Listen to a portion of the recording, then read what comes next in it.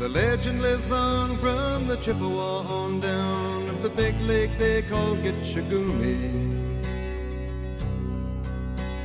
The lake, it is said, never gives up her dead when the skies of November turn gloomy.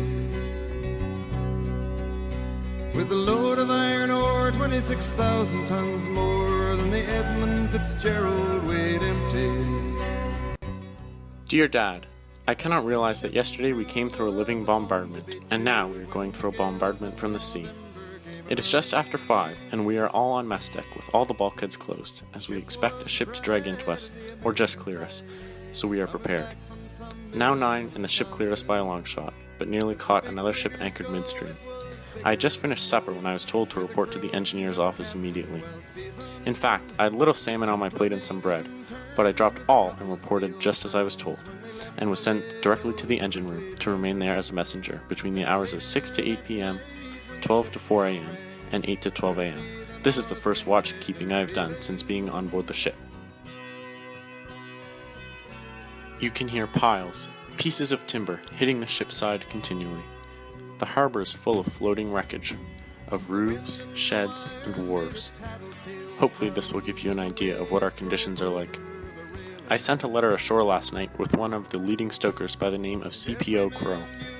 I also tried sending a telegram this morning, so that you know I came out unscathed, except for a bruise or two, where other fellows walked or crawled over me. It is a miracle that hundreds of us were not killed. Had the shells and shrapnel gone the other way, it would have been rather bad for us. I have not seen a city paper for 2 days, so if I repeat what you have already read, hopefully you will understand. At about 9:05 or 10, we were all stretched out on our kit bags, waiting for another coal barge, when one of the fellows ran down and said, "Come see the ship's on fire!" Most of us rushed, including myself, right to the top of the forecastle of the ship where we could see everything. The deck was crowded, must have been a few hundred on it. In fact, the fellows were stretched out watching the sight everywhere, some out of the portholes, gun ports, etc. "Here she goes, there's a big one!" Such were the explosions you heard, and up in the flames shot higher than the refinery. A big ball of light, yellow flame surrounded by a wreath of black smoke. It was the oil burning. Then there was the explosion. The smoke rose 400 feet. Then out, bang! A terrible wind or concussion knocked us all down on the deck, where we were bombarded by pieces of steel plates, shrapnel, bolts, etc. I covered my head with my arm and crawled for the door, leading below. What a rush and scramble! I crawled over some others, and over me. All the time, pieces of steel were flying about us. Some were being struck and went down in a pool of blood. Then the roof fell in, and some were injured by all the pieces of glass. Out of our ship, 15 were killed and just as many missing. Some were blown overboard. The blacksmith had his head blown off, and for an hour afterwards, fellows were being led or carried to the sick bay. Afterwards, the doctor was busy dressing wounds for the rest of the day. About 5 minutes before the explosion, the steam pinnace went over with Warrant Officer Matthews in command, and they were just alongside the ship when she went up, and they were all swept to their death. You cannot realize what it was like. I could tell you some very sad things. The papers do not give you an idea of what the North End looks like. You should see it for yourself. Then you can surely understand how we came out with so few casualties. It was a miracle, and that was all.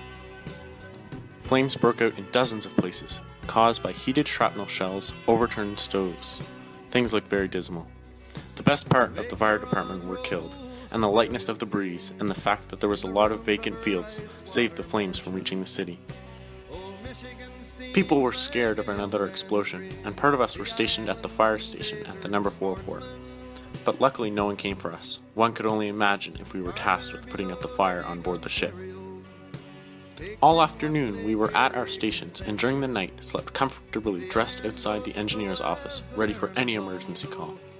Friday was a dirty day, snowing and blowing of a hurricane. In the afternoon we had to carry timber and board up windows in the various warehouses. Friday night it blew a living hurricane, and 2 ships were dragging their anchors, which came dangerously near us. All the watertight doors were closed, and it was impossible to get from one section of the ship to the other without going up into the weather, on deck. Dad, you could have put a local in the paper that I was witness of the explosion, and not over 400 yards from it. You had better not say that I was injured. The ruins are still burning. Please read this letter to Mom. I am more than thankful and lucky I escaped such an explosion, and I hope to spend Christmas with you, Mother and Belle. Love to all. Your loving son, Harry. P.S. I will soon write again. Did you hear the explosion?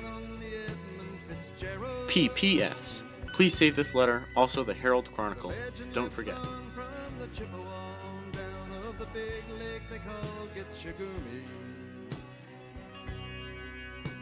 Superior, they said, never gives up her dead when the gales of November